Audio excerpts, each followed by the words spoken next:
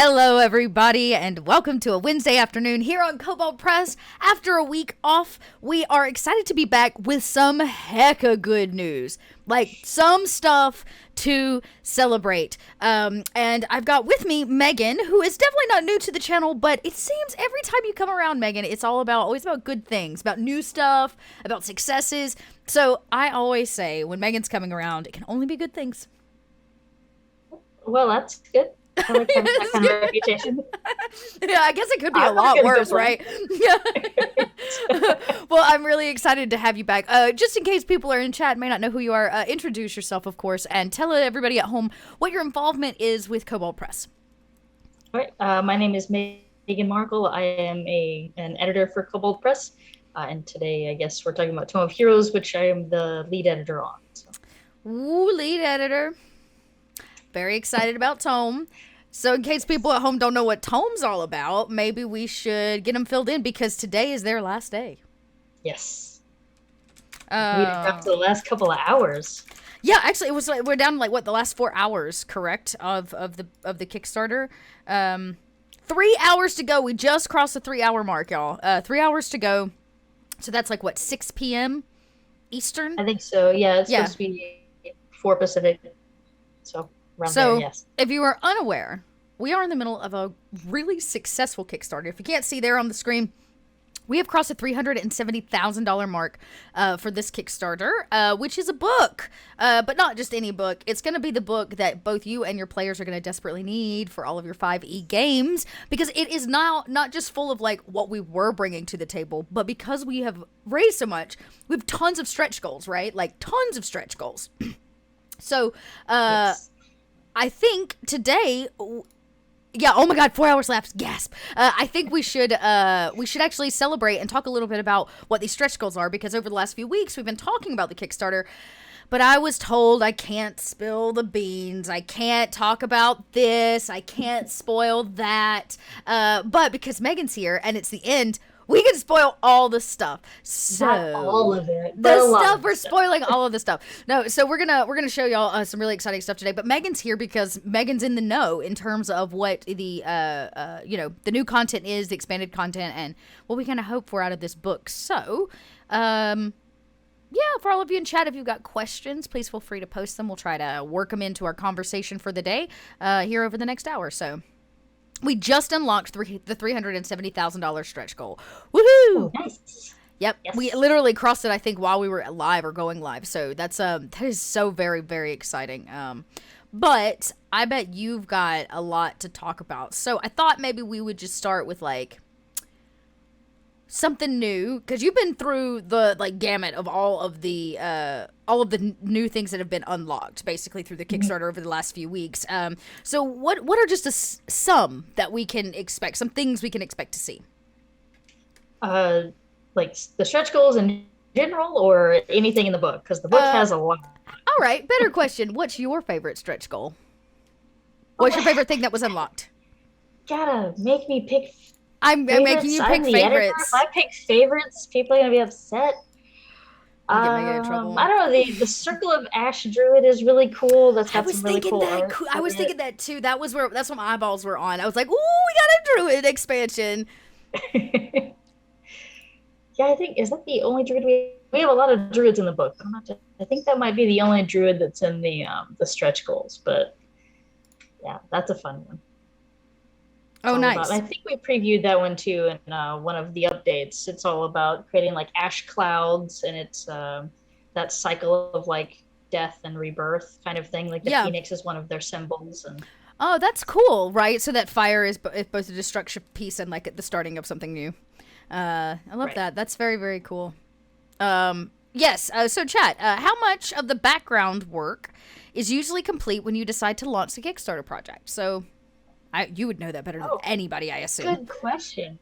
Ideally, I want to say 80%-ish or so.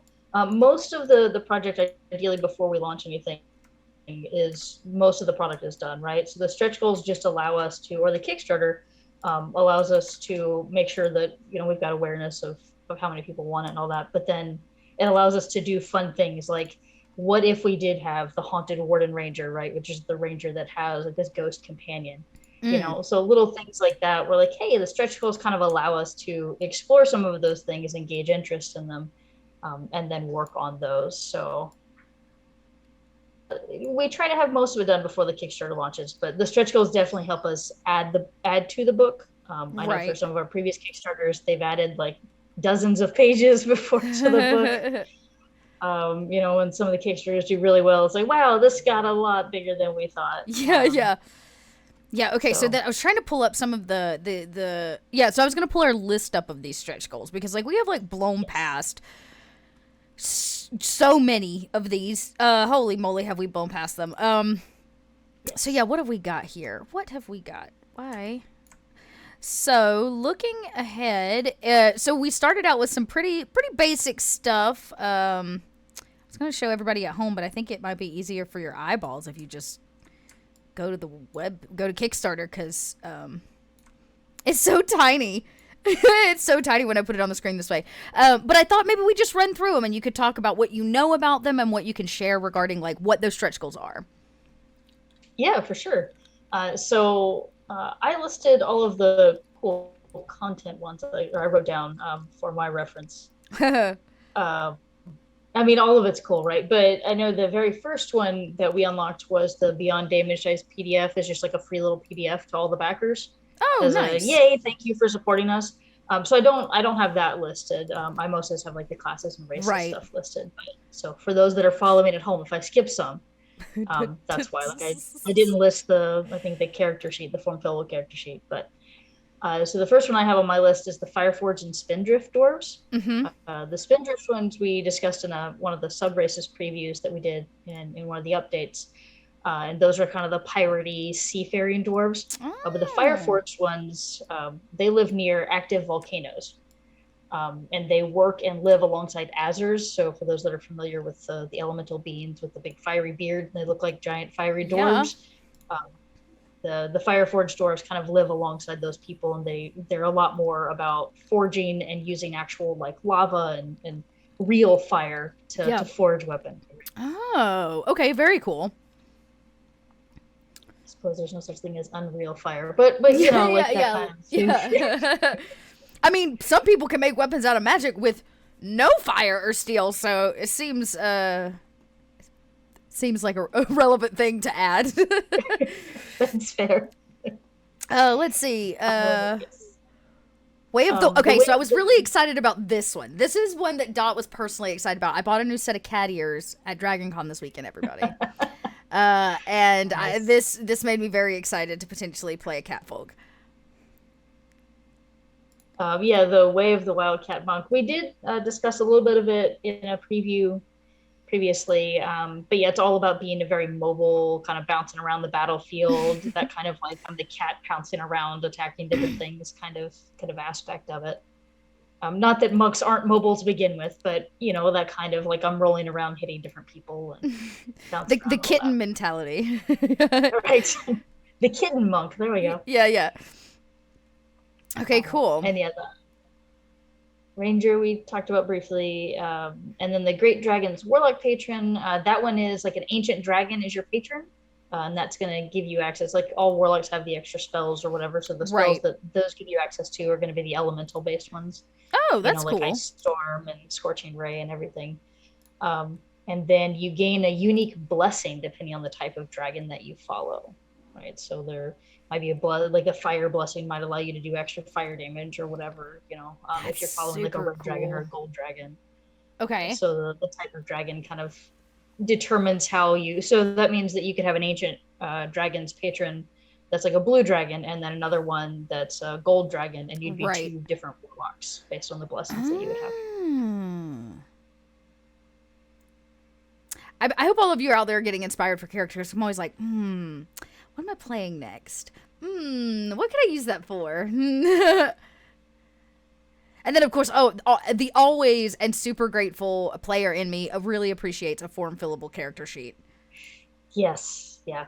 It's a really cool-looking sheet. I think we previewed it in one of the earliest previews was we showed, I don't know if we showed all of it or part of it, but yeah, in one of our updates, we showed kind of a bit of it because we've got, you know, all the type treatment and stuff with all the font and the cool greens and stuff are all in it. Right. Okay. And then the next one we've got with the portal domain. Yeah, the portal domain cleric. Now, okay, yeah. so I feel like I was unsure of this artwork though. I love this. Is this? I don't know if it's a halfling. Is this the portal domain or is this the ash druid? The artwork on the page. Do you know on the that's with the announcement?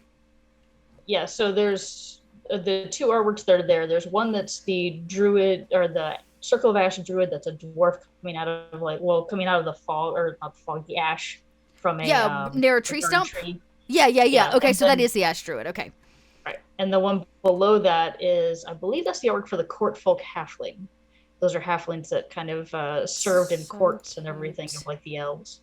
So cute, y'all. Look at this. Look at this art. Okay, so sorry, did not mean to get. I get so sidetracked by art sometimes.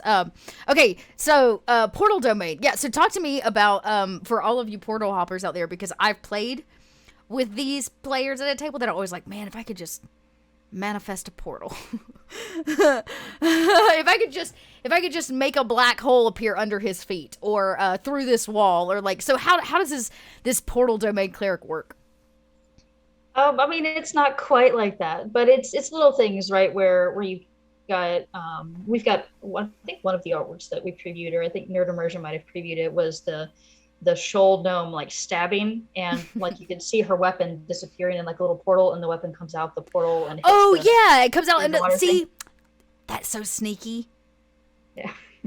Like, what an easy way to like pick a lock behind somebody. Well, I say easy, interesting way to pick a lock behind somebody's back, or like, man,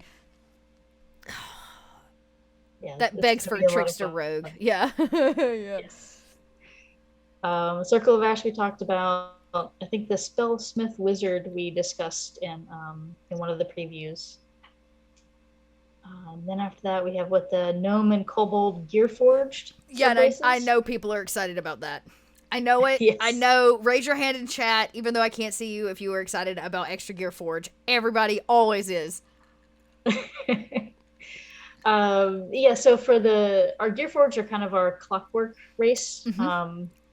They're kind of our mechanical race, but they're kind of mechanical, kind of living, in that they've got a soul gem inside of them. So the core concept is like someone is dying of an illness or just of old age, or if they're just a really rich noble. You put your soul into this little gemstone, and then that gem is then put into a body. And the problem is there's this disconnect between like the body and the soul, right? And the soul doesn't want to be in a body it doesn't recognize. So we wanted these sub races, because in our canon lore, when we first made all of the Gearforged in Midgard, only humans could be it, right? Because it was a very human frame, and only human souls could recognize the human-like body, right? Mm. Because if there's too much of that disconnect, the soul doesn't recognize it as mine, and the soul won't infuse. It won't stay. Body, yeah, right? It won't stay. So for the gnome and kobold, we're doing something similar, right? Like there's going to be the gnomish body, and it's going to feel very gnomish while still looking like a Gearforged. The same thing with the kobold. It still feels very much like a kobold. And the artwork for it's really cool. I don't know if we've shown the artwork. Y'all, I have to say, tiny Gearforge, like Gnome Gearforge, makes my heart swell with great joy. I love that very, very much. That's very cool. We got some questions, but you know what? We'll finish this set of releases at the 150, and then we'll take some extra questions. So, now this one I was very interested in, the Bard College of Sincerity. Now, we all know most bards are not always sincere. So I'm really interested about where this concept is coming from, and like what we can expect out of a bard who's studying the art of sincerity. Yeah, it's actually, I want to say it's kind of almost tongue-in-cheek, right? Like, they're very good at appearing sincere. Oh, so it is very much a bard thing. So everybody else just thinks you're sincere. Mm. Right. So it's very much about being that kind of charming and enchanting, and appearing sincere, and therefore because you appear and give off this air of sincerity, it actually makes it easier for them to be susceptible to your charms and enchantments. I see. Yes, as Alexander in chat says, no, really, that color looks great on you. Yeah. Yes, It's like exactly. it's the bless your heart mentality. It's like I'm gonna say Right. something that sounds really nice, but yeah. Yeah, well, I know Yep. those pants do not make your ears look big. It's so funny. Yeah. Okay, well, that's very, very cool. So it's really not getting away from the kind of bard build. It's adding this just like extra level of something that a player could like play with, in terms of the tricky sincerity of a character. I love that.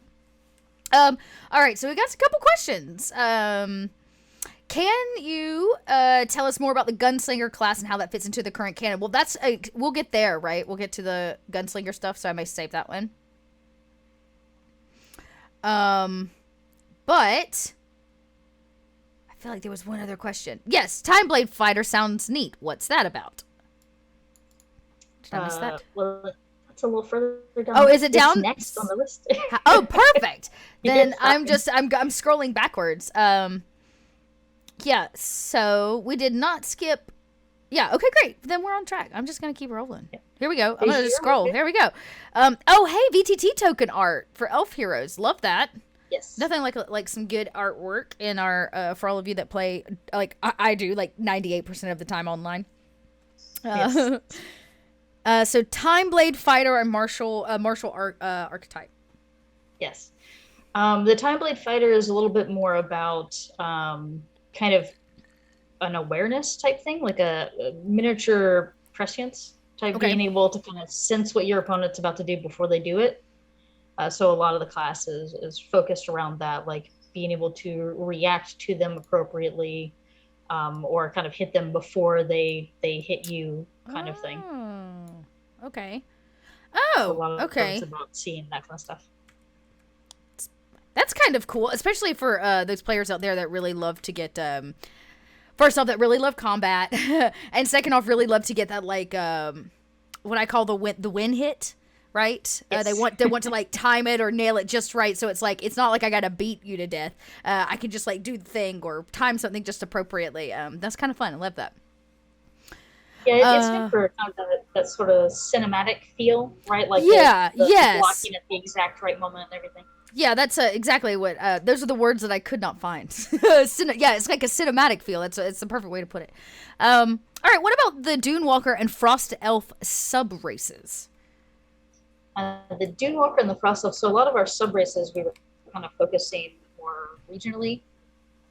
So because that's what kind of makes people biologically different, right? Like there's going to be, if you're at a high altitude, you're more capable of handling high altitude, right? Lower oxygen and stuff. So with a lot of our sub races, we kind of wanted to go that way with region. So the Dune Walker is the more desert based elf. They're good at withstanding like the exhaustion and stuff from the desert. They're good at withstanding the heats from the desert. And if I remember correctly, they have like this kind of mirage type aspect. Where if they're far away from you, you can't quite tell if they're actually there or not, so they can easily like get away and out of your sight. Oh, that's really neat. But you don't quite. That's very cool. Yeah, it's like a desert mirage.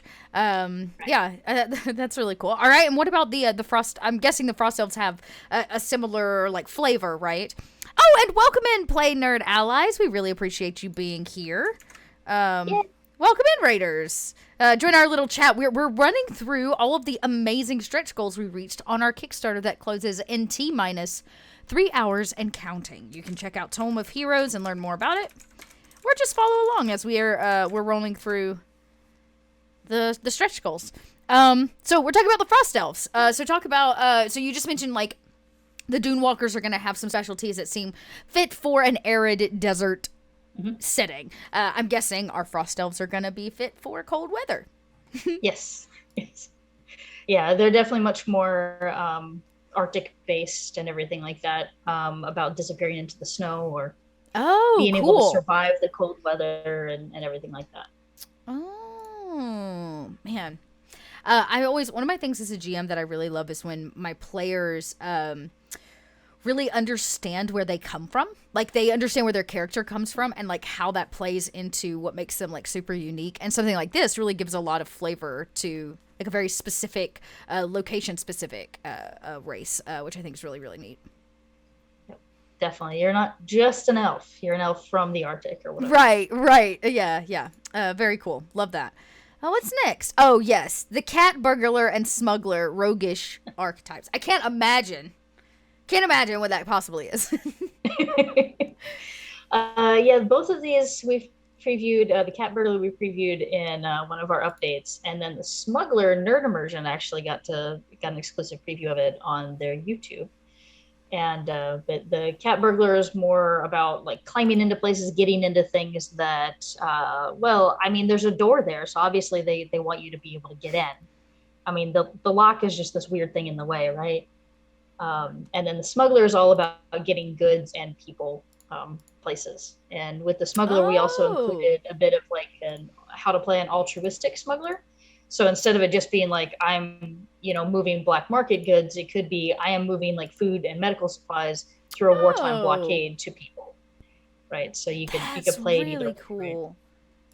Okay, I love that. That's one of the things I always love about Kobold Press books is if you, for those of you that don't start at the front of the book, Kobold Press usually has really awesome extras at the beginning of all of our books, regardless of whether it's a tome or it's a handy guide. And having the extra bit is always really interesting for as a GM and a player to help just to help us do better, right? Like sometimes it's suggestions of certain things, or like one of my favorites is actually the letter from Wolfgang at the top, of course, at the Shadow Fade. That's like, here's the difference between playing a game about classism and here's a game that is a commentary about classism, and writes this really great thing about classism and social structure and what this is really all about. And I love that. And we were just talking about, there was another one you just said, Megan, when we were backstage before the show, that was like, what was it? It was like extra GM suggestion information. What was it? Oh, I can't remember. Yeah, I can't remember, but we've got a lot of little notes. A lot of little notes. Like I love that. I love the help, right? And because sometimes when you're under the pressure of being the GM and building the campaign or doing the thing and prepping the stuff, we forget little things. Or it may not even be forget. Maybe we just don't even think about it. Like it doesn't cross our minds. And so it's always really nice to have alternates, right? Or things that we can use as tools in our ever-growing tool bag that we use to like tell our stories and play with our players. So love that. I think that's really cool. People are loving this Frost Elf thing. Yeah, I think that's really cool. Yeah, to smuggle people like out of places, or I love this idea of like moving medical supplies into a wartime scenario, because that's like not, that's something that always happens, right? Right? That's something that always happens. Or like I think of, World War II when the SOE was trying to get into countries, right? Before like they were really accepted as anything other than guerrilla warfare, and they had no respect from any of the military branches. But when the SOE was trying to get dropped in, they didn't have ways into countries. They had all these trained agents, but they had no way to like get them in and out. And so really America's first step into the war long before the bombing of Pearl Harbor was actually moving SOE agents via private planes into countries. And they would smuggle the SOE agents into like occupied France or a border and drop them and have to get in and out themselves and the agents. And so I think that's, that's really cool. That's a really cool character concept that, I don't think a lot of people would consider. I think that's really neat. Oh yeah, it's a really neat one. And the smuggler also gets like little minor magics and stuff that help them like evade guards and evade capture and all of that too. So we love that. As a GM, I'm like, oh god, they're gonna invade all my guards. I'm never gonna be able to catch them. Yeah. Well, it's minor magic, right? Like it's not nearly as big of a deal. Yeah, like yeah. Trickster, but it's like you'll want to open. These are not the droids you're looking for. Yes, exactly. That's basically what it is. Yeah. Awesome. Oh, and speaking of rules, here's some downtime rules. Love downtime rules. Some of the best storytelling and RP at the table always happens when you're like not on a mission. Right, or like when you're in downtime. So, what have we got coming in for extra downtime rules? Well, we previewed the creature care, and then we created. So, like, if you wanted to raise horses, right? I mean, so it's not just, Oh. hey, I found a griffin egg, I want to have a griffin. It's also if you want to be the person that like raises race horses or like Oh. hunting hounds or something like that. Like you can do this creature care in your downtime to be able to kind of do that as a character. So you can That's either really have that cool. as a monetary resource, or you can use that downtime for if you do find a griffin egg, Yeah. what do you do with it? How do you hatch it, right?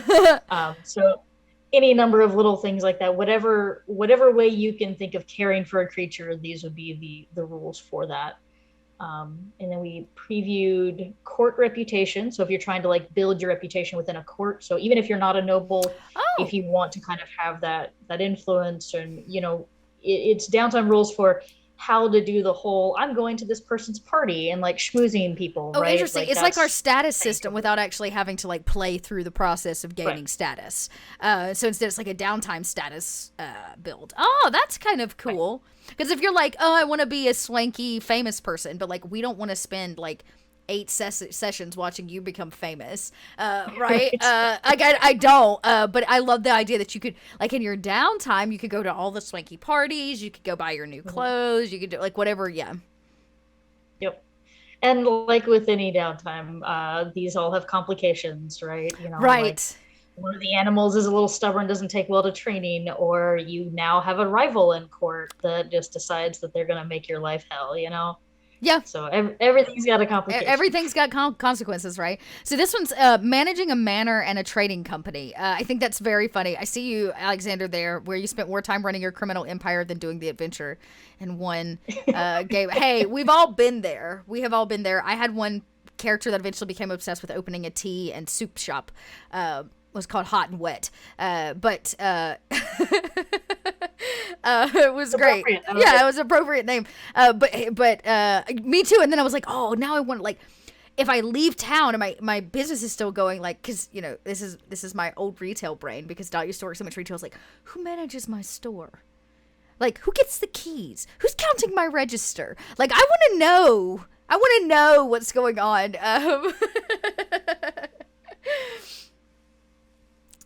Yep. And yeah, and our managing the manor and trading company, we have rules and stuff for that. And that also, it's skipping ahead a little bit, but we have the hirelings and services Oh, that okay. we were unlocked later. And that can also be used with it if necessary, because the hirelings and services are all about, say you need a lawyer for something, or you need somebody temporarily to watch your shop or something like that. You've got those kind of services as well. That's cool. And like a manor is great when, I get a lot of players that want to be wealthy, like rich, right? They come from a lot of privilege and money and class, upper class. But sometimes I, as a GM, don't know how to add any kind of flavor for them if they are, yeah, if they come from a rich family, but the idea that like you've been left a manor, right? Like I think about Bruce Wayne. Oh, Bruce, Yep. right here he is. He, right there. He, right? But being wealthy is boring, but being wealthy could actually maybe not be boring if you had a manor to manage, or like people at this manor. If you had an Alfred and a bat cave under your family's estate, I mean, yeah, And then you're adventuring as you're moonlighting. That's right, great. I like it. exactly, yeah. So basically, you could build Batman with the managing a manor and have downtime activities for Bruce Wayne and Alfred between your sessions. When you're not being Batman. Yeah, yeah, but when you're not being Batman, you do have to tend your manor. You have responsibilities now. That's great. So we've got some more Beyond Damage Dice Part 1 and 2. It looks like they came through for backers as well. But it looks like we got some new magic spells and some new arcane traditions coming through as well. You want to talk about those? Yeah, the liminal magic and the arcane tradition. So liminal is the idea of like the space between spaces, right? Or anytime there's a space that's crossing over another space. So a lot of the liminal spells are all related to that. Some of it can be as simple as you can, do a small teleport out of a corner of a room, right? Oh, And then some of the bigger ones have to do with the spaces between planes and utilizing that to go across the planes and everything. huh. So it's like everything in between all of that. Yeah, it's like the space between spaces. Yes. Yeah, I love it. The liminal's it's a hard concept to fully explain because it's like the space between spaces, but it's kind of that anytime you have a transition between one place and another, so even like a doorway could be considered a magical liminal Oh, liminal space. space because you're passing from one space to another. Yep. And there's a lot of, I think, like fairy and fae folklore that's related to Oh, liminal spaces. That's why doorways are always such a big deal in a lot of old folklore, because it's right, takes considered place. that kind of liminal space. You know what? That's one I didn't even think about. Sunset, and sunrise, crossroads. All of those are like doorways in their own right. A lot of people think about mirrors too, like the space between like. That's very interesting. That's very interesting. Is that the Patrick? No, that's not. That is not the Patrick Rothfuss item. That is in a different book altogether. That's a whole different doorway. That Yes, is that's in a the different Vault of Magic, and that will be available soon. We're gonna get to hear more about that soon. Yes. That's very cool. I really like that liminal magic piece. Oath of the Hearth Paladin. Yes. That one we did a small preview for on the Kickstarter as well, and one of the updates. And the Oath of the Hearth is all about kind of bringing home wherever they go, right? Or Aww. helping people find home, and they're kind of a hospitality type focus. They're also somewhat of a mediator. Okay. Right? Yeah. Like the So a lot of hostess your stuff, mentality. right? Yeah. So it's a lot of it's about yeah, making people happy, I guess is the best way to describe it. Yeah, definitely a paladin build. Yes. Yeah. Shoal and what is that? It's so tiny on my screen I can't read it. Oh, Weird, I weird think is gnome how it's subclass. Yeah, so Shoal and weird gnome subraces. Ooh. Yeah, the shoal gnome, that's the one that's in the artwork that's like stabbing the underwater thing. Those are our underwater gnomes. And Oh, the weird gnomes are some prescient gnomes. Like they're gnomes that can kind of see glimpses into the future, but it's very, very limited. But it gets more powerful when you have more weird gnomes together. So a lot of times weird gnomes are drawn together to kind of build their own communities. oh, Because okay. weird gnomes, yeah, weird gnomes don't breed true. I guess that's a weird way of saying it, but they're kind of like it's a minor mutation in their genes, right? Like they can come from any gnome race, and it's Oh, just something that kind of happens. So any gnome can suddenly have these abilities, and the tell for it is like one green eye, one blue eye. And that kind of shows that, hey, you're a normal gnome, but you have this kind of extra abilities, weird. extra Yeah.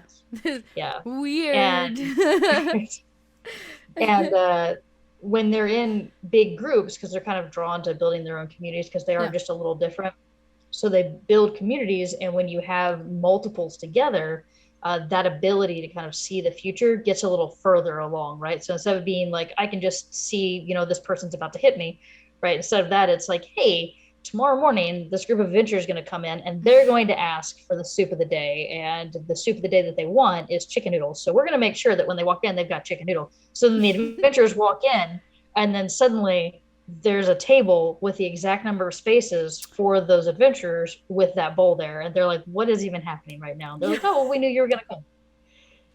So Cute. Love it. lots of fun. Plus gnome. One of my favorite Yeah, races. So come on. Let's see. Trophy Hunter, Northern Minstrel, plus 10 more backgrounds. I have a very big soft spot for backgrounds. I kind of love them. They're one of my favorite things, is like getting to choose a background, because it's really what you did before you started adventuring. It's like who you were versus who you are now, and I love backgrounds. So I'm going to have to ask you if you know any of the backgrounds. But before we do that, I want to know about this Trophy Hunter and the Northern Minstrel. Well, I actually have some sneak peek spoilery stuff for the other backgrounds. Oh, oh, But because Trophy Hunter and Northern Minstrel, I mean, they're really self-explanatory, right? Like Trophy Hunters, you're going out hunting trophies, and the oh, Northern okay. Minstrel, you're this person that kind of travels and tells stories. Got it. Okay. Um, Pretty straightforward. Yeah, yeah, yeah. but I do have sneak peeks of of three of the other 10. You do. You do. Which one do you want to go through first? Here, I'm going to just pop them up. Blink. So it looks like on Whichever the one you like. screen, we've got one with a bird, the one with the bird, Yes. and I love that artwork. The pack. So maybe something with a weapon? Looks like a fighter of some kind. So the one with the bird is going to be the gamekeeper. So that's the kind of person that maintains hunting preserves. They train hunting hounds and birds. They plan safe outings for nobles and their entourages. And one of their unique features is you can actually keep like a hunting hound or a hunting raptor. It's not going to join you in combat or anything, but it allows you to like hunt game and stuff when you're out and about in the wild, and can provide food for you and your friends. Man, look at those sketches, y'all. Yes, chat. This art is amazing. And just think, this is just a sketch. Just the sketch. Can you imagine what the final art's going to look like? Okay, very cool. I imagine there's a lot of druids and ranger lovers out there that will be very excited about that background. Oh, yes. And then the lady next to him is a former adventurer. So it's hard to tell by looking at her, but because it's still just a sketch right now, but she's actually blowing dust off of that item. So that makes sense. I thought it was magic, but that makes a lot more sense. Okay. Right. Yeah. So, and it's a sketch. So in the final, you'll see more color and it'll show that she's much more aged. Right. So the idea is that you're an older adventurer, that at one point you went adventuring, but then you retired for some reason. You took an arrow to the knee. You get to come up with that reason. Right? and you do get to come up with that reason. We've got like a chart of rollable things that could have been why you retired. And, it could be anything from, you lost a traveling companion, or you were the only survivor and you were like, all right, I'm done. I'm the only one who survived. We've even got like one of the options is like you rescued something, like someone or something, and you promised that, I'll take care of this. Yeah. So that made you retire because you're doing that. And then now it's fully grown, so you can go back to adventuring. And then the other thing is you could have just gotten like, you hit it big, you got rich, and you lived a life of luxury, and you're like, oh crap, the money's run out now. Yeah, I'm done with that. So. All right, and we got one more piece too. This beautiful lady here. Y'all, that armor is everything. Right? So awesome. And that is the diplomat. So diplomats are good at finding harmonious solutions to conflict. They're good at mediating things. And then as a peacemaker, you're more likely to be able to find discounts for food and lodging at places. But then people will often seek you out for conflict resolution and such. So that's a very cool background too. I like that. I like that a lot. Okay, so, and that's only 3 of 10, so we got 7 more that y'all don't even know about yet, that are going to be part of this now, too, with our stretch goal reach. I would get in trouble if I told you all of the extra 10. Yeah, you have, because then, like, yes, that's really nice to hear. You DM 6 nights a week, you own currently all the monster tomes, and it's nice seeing a party fight creatures they've never seen before. That makes our hearts swell, and hopefully next time they'll be able to play characters you've never seen before with this swell book. I love that. Love it, love it, love it. Let's see. Additional magic spell art. Love that. Okay, now this. Rift Hopper, sorcerer. Sorceress origin. Now, tell me more. Tell me more. I can't tell you too much. There's too many spoilers. I know. So the Rift Hopper sorcerer is going to be similar to how it sounds, right? We didn't want to be too shady with any of the names on things, but the Rift Hopper is going to be kind of similar to the Portal Domain in that you've got that kind of ability to move around a little bit more. Rift Hoppers have a little bit of like a planar influence on them, like their bloodline was influenced by the planes and everything, so that gives them a little bit more. Just this innate sense for the different rifts between places. Oh, that's cool. Okay, especially for your sorcerers out there who, until you get really higher level sorcerers, sometimes sorcerers get a little short end of the stick when it comes to the magic. We all know that.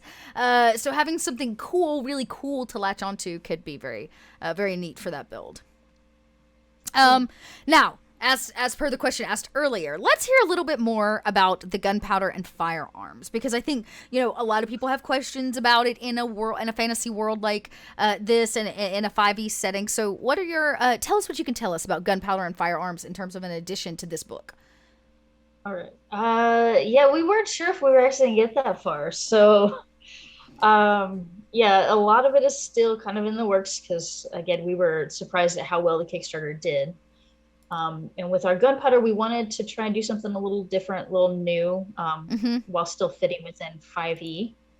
So we're looking at different ways that we can kind of play with gunpowder, right? Like kind of uh, what are the aspects of gunpowder that made it unique back in the day? And then what are the aspects of it that make it unique and fun in like modern gaming, right? Not modern settings, but like in gaming, like why Okay, do we like right. gunpowder, right? So we're kind of looking at different ways we can play with that. And that's all I can say about it right now. Okay. Hey, that But is plenty. the goal is to make it fun at the table, Yeah, of rather course. than we don't want it to be a bookkeeping nightmare, which a lot of other versions of gunpowder in previous editions have been. Is sometimes it can be a little bit of extra bookkeeping, so we want it to kind of be a little more streamlined and just fun, is the goal. Okay. All right. Well, I mean, I'm excited. I see chat. Chat seems to be pretty hyped as well. Um, and then we've got, what do we have after that? It's so tiny on my screen. Oh, equipment and weapons for elves and dwarfs. Yes, Love new and equipment, clockwork stuff everybody. too. Yes, yes. And for the elves and dwarves, the equipment and the clockwork gear and weapons and stuff, it's just fun little things. For the clockwork stuff, we're gonna do like a repeating crossbow type thing, right? Like get your little Oh, cool. ratcheting type clockwork crossbow. Oh, cool. And then for the elves and dwarves, other little things. I know for the elven stuff, we've got a few things that are plant based, like little plant based equipment, um, like a shield made of leaves, kind of thing. Oh, that's cool. Yeah, somebody in chat was like, beard armor. Beard armor. For our dwarves, I love it. And then, of course, that's the art for the 10 backgrounds, which all of you just got a sneak peek at because Yes. we've already started working on those. So, um, Yay.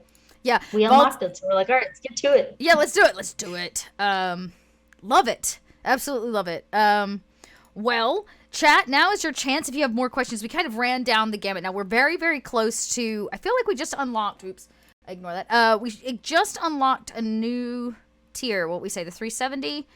Yes. So I believe imagine that's we'll the be final one. announcing those soon.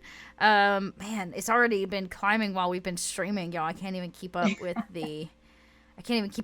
Look at it. Make it big for all of us here. But yeah, it looks like we've got still about 3 hours to go. We've raised a little over $371,000. Can you freaking believe that? That is outrageous. Which means that this is far beyond a success. I feel like that might be a smidge of an understatement for Yes. us. A smidge of an understatement, but yeah. So, what class is the gunslinger and gun mage for? Is it any? Well, no, it would be for a specific class. They are subclasses, not actual classes. We're not doing a full class in this. Uh, those are still in development, but the Okay. goal is either a sorcerer wizard for the gun mage and either a ranger or fighter for the gunslinger. Those Okay. are the Yeah. goals. So we'll cover both a magic and non-magical like build for them. Yeah. That's cool. That's really really cool. That's And the idea. I believe we have some limited edition books still left. Y'all check out this limited edition book. It is so cool. It's so beautiful. It's just like so heckin' beautiful. There is a leather bound as well. It is green with gold like press foil for on the cover, and it is beautiful. Um, yeah, it's so beautiful. The limited edition is exciting. I did have a few more beans, but I don't know if we have time. We have plenty of time. If So you're look, I'm never gonna cut you off from spilling beans. yes. We talked before that we're going to be doing some new magic subsystems in the book, Very and cool. one of them is called Hedge magic, and it is all about Oh. plants. So Oh, the druid in me is interested. yeah, so the idea is harnessing the latent magic in certain types of magical plants. So, you'll like crush it or burn it or whatever, and that just causes a magical effect to happen. Oh, okay. And so for the minor effects, anybody can use them, right? They're just minor Right. effects of these plants. But you have to actually have a bit of a green thumb or be trained to be able to harness the more powerful Right, effects. the actual use. Okay, I dig that. That's really cool. Yep. That's really And yeah. Alexander asked, are these approved beans? Have these beans been approved? I ran it by people. Yes, that's an approved bean. We're not in trouble. We're good. Right, we're being good. I swear. Yes. Yep. But I do have an example of one type plant, just to give everybody an idea of kind of the direction we're going with that magic. And that's the example is sage. So historically, traditionally, in the real world, sage is known for like protection and purification. So like the minor magical effect of the sage is that anybody can take like a bundle of this magical sage. It's not just any sage. It does have to be magical sage. Right. You can take a bundle of it, you can like light it, and you can kind of shake the smoke around like a doorway or a person, and you can protect them from like celestials and fiends and undead. And that's kind of like the base level, low level minor thing. Yeah, all right. I went down the wrong way. I hate when that happens. I got so excited.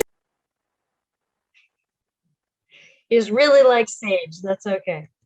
I was gonna say something, and I try to swallow it and say things at the same time. It doesn't work. So, nope. Yes, this would be a really good build for druids, obviously. But you could also do it for like doctors, right? Like protectors. So you're looking at paladins, clerics, which oftentimes don't really get the like nature piece. I'm dying, y'all. I killed myself, literally. So they don't get the nature piece often, right? In terms of their like spiritual or religious aspects.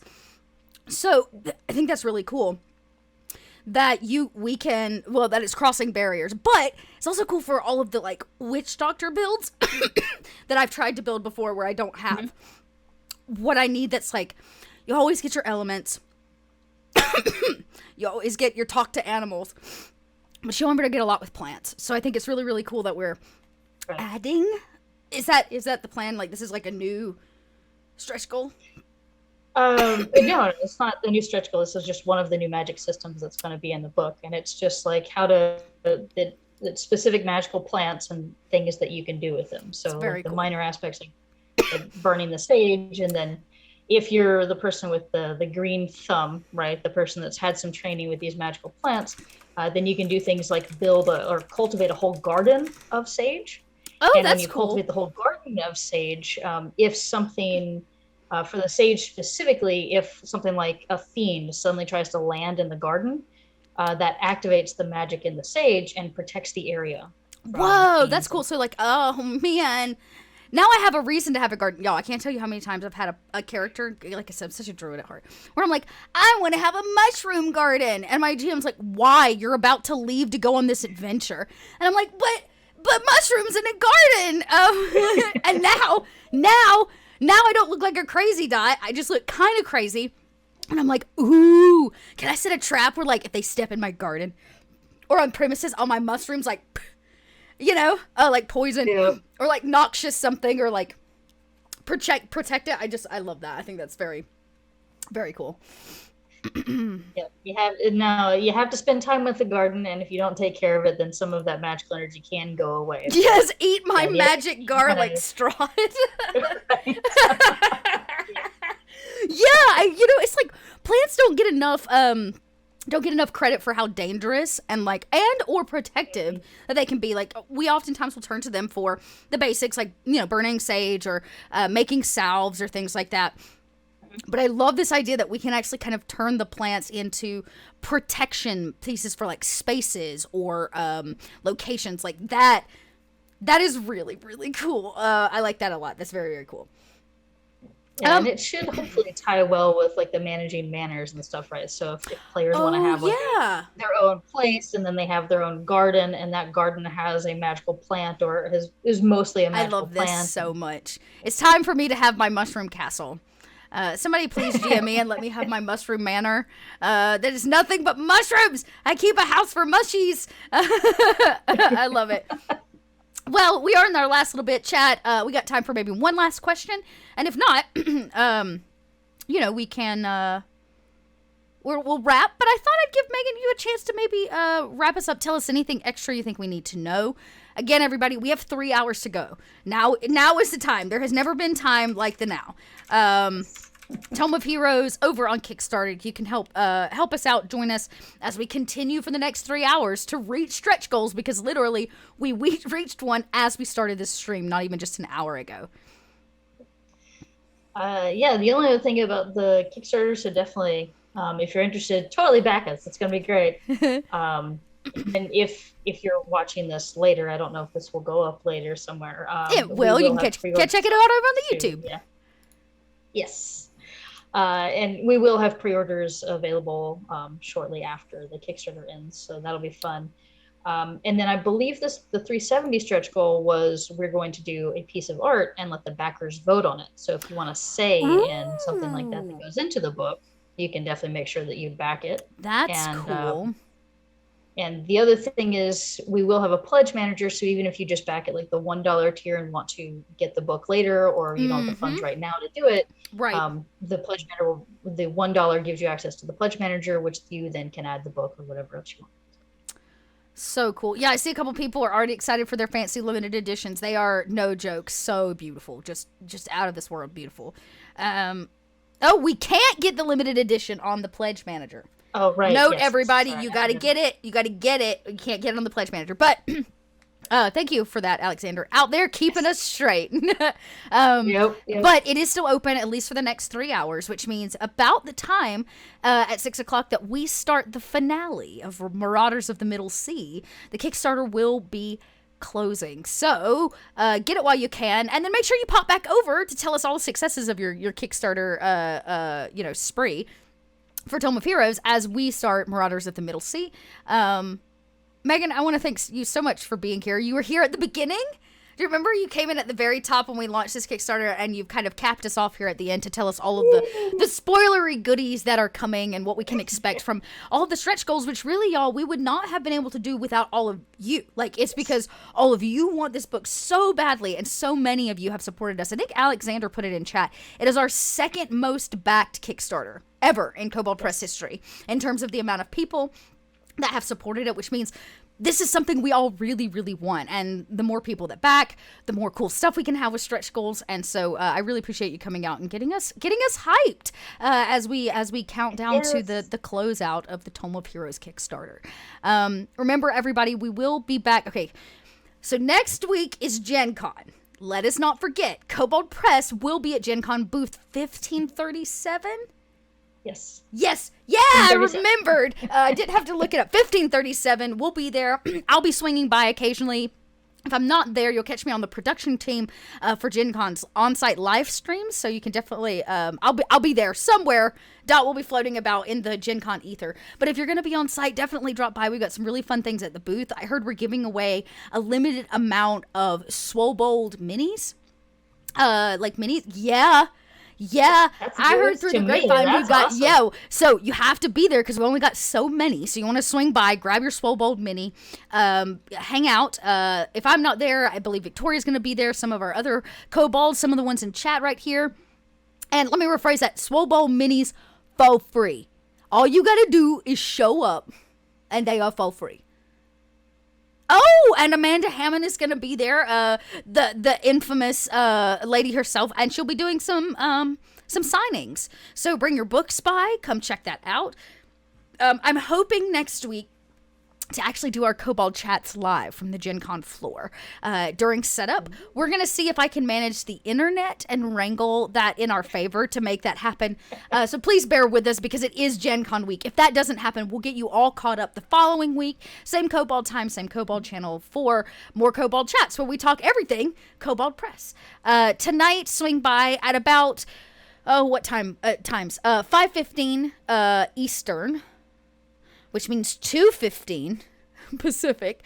I usually crank up the computer a little early and I play some Warriors of Waterdeep. We've been partnering with Warriors of Waterdeep, which is a fantastic turn-by-turn phone app game. You can come watch me get my butt kicked on the riggedy reg.